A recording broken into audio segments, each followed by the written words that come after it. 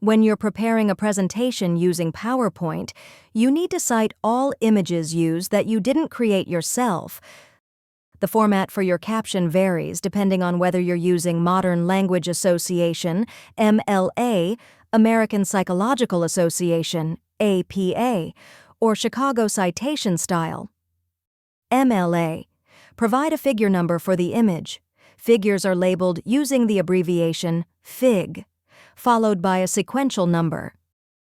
Include a title or description of the image, then type the word from, followed by a colon.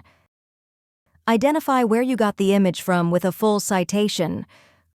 Close with copyright or Creative Commons license status. If you cannot find copyright or license details for the image, do not reproduce the image in your presentation.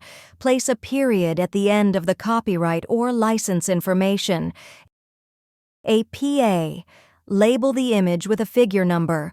Type the word figure in italics, followed by a number for the image. Provide a description of the image in your caption. Type your description in sentence case, capitalizing only the first word and any proper nouns.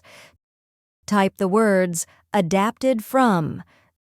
Then provide the title of the image, the creator of the image, and the location of the image.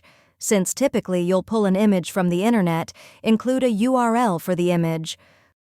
Close with copyright or Creative Commons license information. Place a period at the end of the copyright or license information. Include a reference list entry in addition to the caption. Chicago. Give the image a figure number. Provide a caption for the image.